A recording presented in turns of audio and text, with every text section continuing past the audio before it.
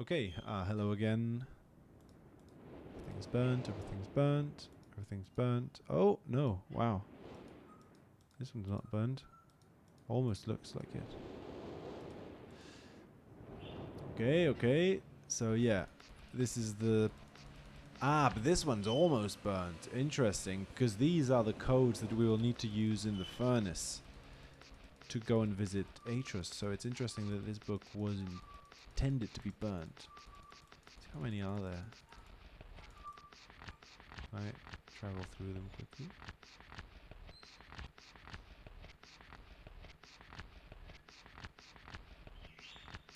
Maybe there's too many. Oh, 300. Okay. No. This. Cool. See how many more are left.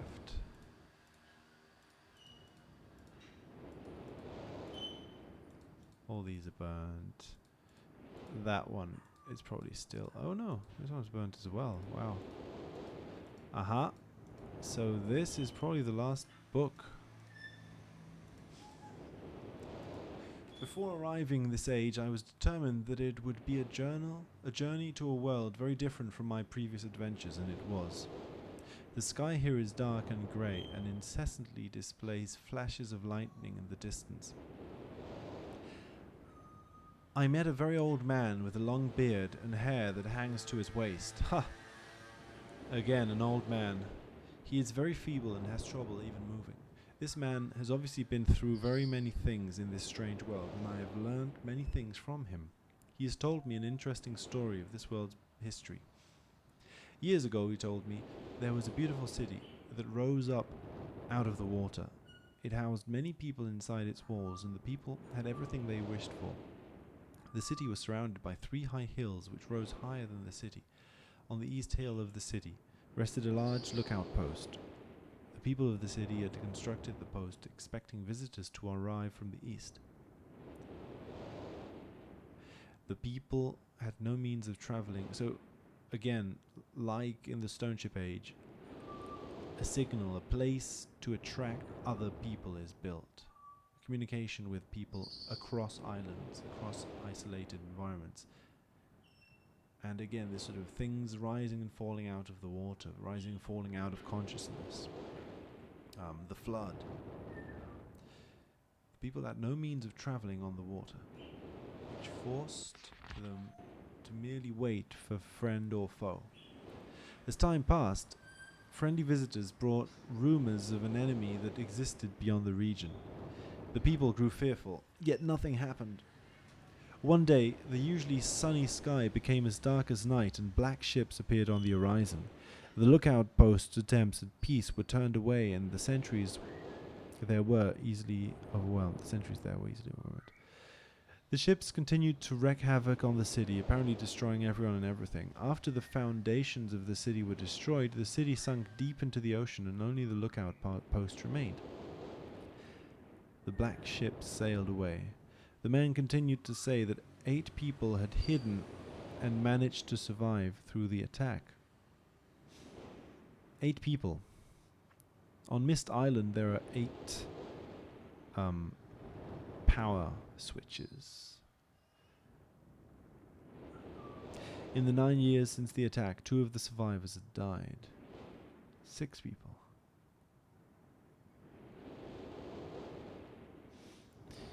He also said that it was rumored that 10 years from the attack, the enemy would return to finish the destruction they had started so long ago.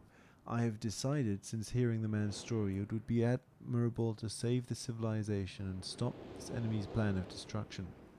I am excited about the adventure that awaits me, and an idea sparked in my mind to provide the needed defense for these people. I met the remaining survivors today, and I've begun to work on a plan for protection. After a short absence, I've returned to this age with my 2 sons. They have, as of yet, travelled rarely with me, and they are understandably excited to be here. They have grown considerably since Everdunes, and it is already obvious to me that they will be a great help this time, instead of the nuisance they have been in the past. All 3 of us, along with 4 of the healthier survivors, began construction today. 4, 5, 6, 7. We are building upon the old city's ruins, which will provide a perfect foundation for our fortress. It's interesting that this is the last journal. My sons have been spending much of their spare time on the South Island, where most of my materials are stored. I am very pleased with their intelligence, and their creativity is refreshing to see, as they work on some small projects of their own. It has been over 4 months now, and construction is going well. Okay, a downward staircase again. This is like the very beginning of the game. We go down a downward staircase in the docks. It has been over 4 months now, and construction is going well. My sons love the world, except for its grey sky. They detest the grey sky and tell me many times they wish the sky here were like the blue sky in Myst. The old man I first talked to tells me that the enemy is due in 4 months. I feel we will be ready when the time comes. The man reminds me of Emmett in many ways, and I often wonder how Emmett and his people are doing. It has been 6 months of work, and we have finally finished the fortress. It rests between the 3 hills, which are now only islands due to a rising water level, and the people experienced after the attack. Inside the fortress, I have designed a most intriguing device. It makes use of a technology called holography I began experimenting with on my visits to Aspermere. It will be working in a couple of days after I compensate for some small miscalculations. This holographic device will enable the survivors to learn to use the fortress. The enemy is due to come soon, and I trust the fortress will provide sufficient protection for all of us. The black ships have come. Their attack was substantial. Their weapons have been stopped, and it appears they have turned away in defeat. I could not help but smile as I watched the boats leave. It's a weird flag.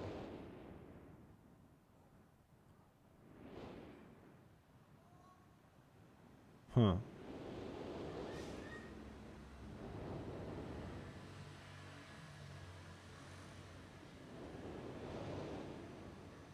Well, on the one hand, it looks like the crescent moon on top of the clock tower, and the crescent moon / eclipse, which was the cause of the gap that you fell through. Then in one of the previous journals, he talks about a big a chasm in the earth that reveals a giant maze, a network of tunnels. Last night we had a small celebration, and the old survivors danced their dances of old. My sons did not understand why the sky had not turned back to its original blue. The old man told them that the storms would never end until the enemy was destroyed. I assured my sons that a blue sky was not worth the risk of death, and they seemed to hear me. I have had a healthy adventure and have begun work on a new book. Once again, I must leave a familiar age in search of a new universe I have begun. But first I will have an extended time with Catherine, whom I miss very much. I must also return to the people of the tide. He hasn't even... yeah, interesting. He mentions Catherine like at the beginning, and then he spends a long time not mentioning her, and then at the end of the journal she reappears.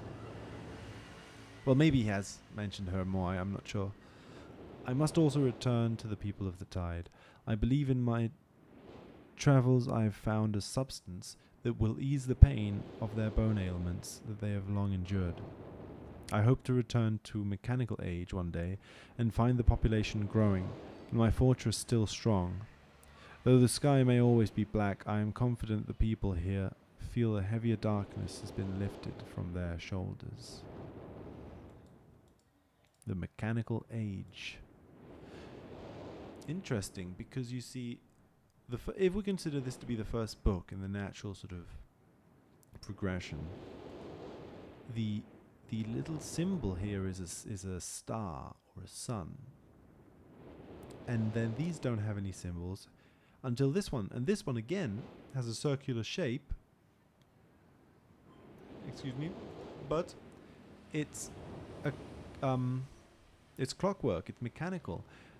A star is a spontaneous, natural creation, self-generating, and this is human created. There's been a progression, and through the stories of the journals, there has also been a progression of from an inverse progression almost, right? Atreus at the beginning is creating everything by hand, and then he slowly realizes that he needs the islands to live on their own. He needs them to be more spontaneous. It goes from green to black, and green is the color of the water when the old man dies. The old man appears as a symbol, as an archetype. The old man appears in the first book and the last book. Interesting. Okay, well, thanks for listening. Next time we'll do other things.